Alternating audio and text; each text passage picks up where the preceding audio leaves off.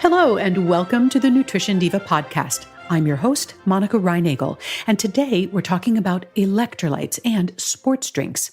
When do we need to worry about electrolyte replacement, and what's the best way to go about it? I recently got an email from Philip who wrote, I work hard outside every day and I sweat a lot. I drink 2 to 3 liters of Gatorade Zero for the electrolytes. I choose the artificially sweetened drinks to avoid consuming too much sugar. But are the artificial sweeteners or other ingredients in these drinks bad for me? Philip brings up several interesting questions. When is it necessary to replace the electrolytes that we lose when we perspire? Is a sport drink like Gatorade the best way to do this? And what about the sugar or the artificial sweeteners in these drinks? Are they harmful? To help me sort through all of this, I recently sat down with sports nutritionist Kelly Pritchett. Dr. Pritchett is an associate professor in nutrition and exercise science at Central Washington University. She's worked with elite and collegiate athletes, as well as with active individuals, and she's an athlete herself.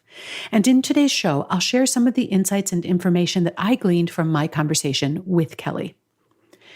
Let's just bracket for a moment the question about sugar versus artificial sweeteners and talk first about what happens when we sweat. According to Dr. Pritchett, your body might produce anywhere from 0.5 liter to 3 liters of perspiration per hour. How much you sweat will depend on your level of exertion and also the conditions, how hot and or humid it is. But it'll also depend on your level of fitness and how accustomed you are to those environmental conditions. Depending on how long and how hard you're sweating, the loss of fluids could cause you to become dehydrated, and this can be remedied simply by taking in plain water. But of course, you're not only losing water when you sweat, you're also losing electrolytes, specifically sodium, magnesium, calcium, potassium, and chloride. Dr. Pritchett notes that you lose far more sodium than anything else. Average sodium losses are 1,000 milligrams per hour, and that's the equivalent of almost 1/2 teaspoon of table salt. Excessive and extended sweating can potentially lead to dangerously low blood sodium levels, a serious condition called hyponatremia. In this situation, drinking too much plain water without any electrolytes can actually make the situation worse by further diluting the sodium concentration of the blood. So who is at risk of hyponatremia? Well, if you're playing a set of tennis or running a 5K or you're out in the garden for a couple of hours and you're otherwise healthy, you're probably fine drinking plain water.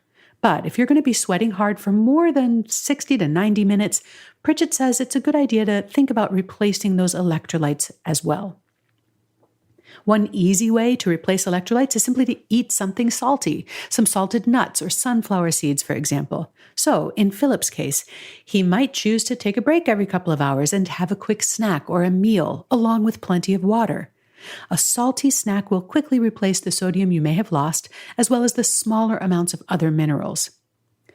Now, for athletes engaged in endurance sports, eating may not be feasible, and that's where sports drinks might seem to make sense.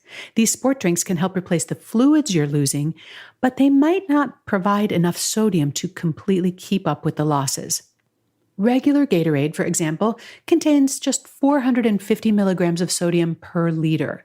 So if you're losing 1,000 milligrams of sodium per hour, you'd have to drink 0.5 gallon of Gatorade every hour to keep up. Powerade, which is another popular brand, is even lower with only 225 milligrams of sodium per liter.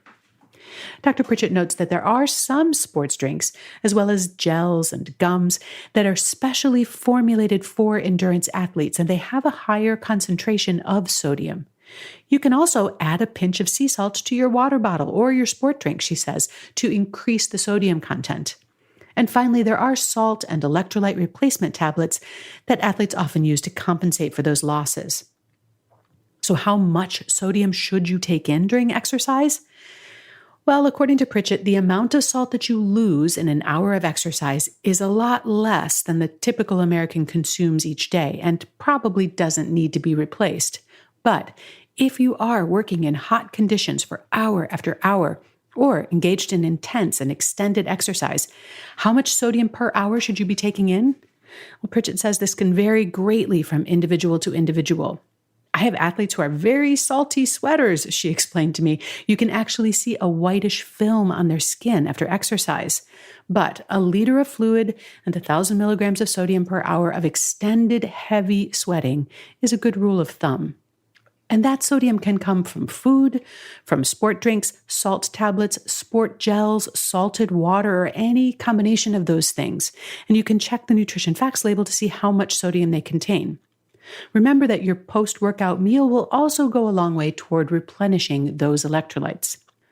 Before they became a popular category of soft drinks, sports drinks were designed to support athletes engaged in extended, strenuous exercise. Endurance athletes who are exercising long and hard enough to exhaust their muscle stores of glycogen often rely on sugar-sweetened drinks, gels, or goos as a quick source of ready energy that can be consumed during a workout. Now, you don't need a shot of sugar to get you through a 60-minute Zumba class. Your muscles generally can store enough energy to power you through about 2 hours of nonstop high-intensity exercise.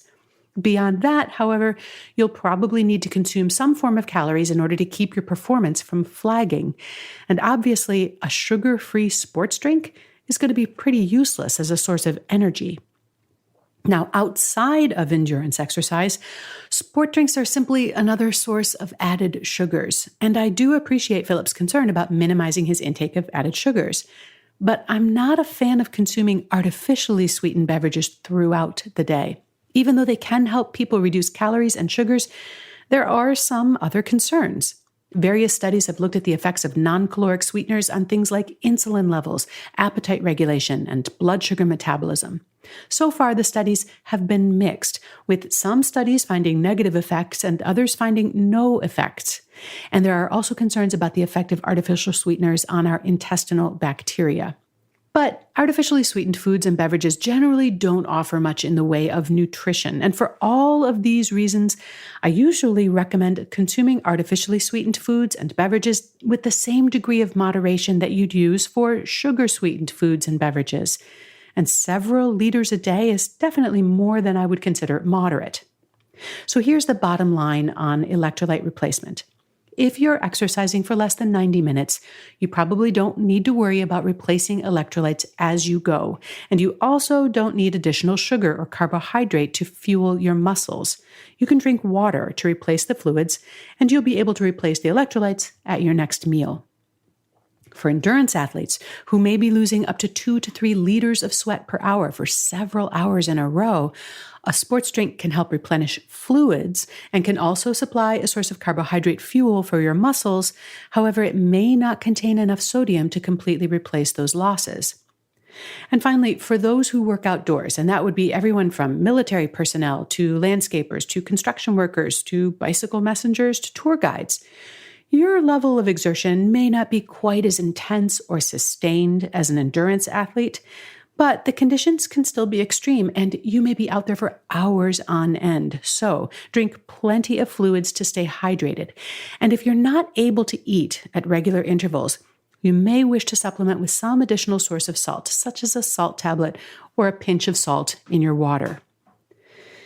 If your sport or your line of work means that you spend many hours a day sweating, it might be a good idea to consult with a dietitian or a sports nutritionist who can assess your sweat rate and composition and give you an individual prescription for fluid and electrolyte replacement.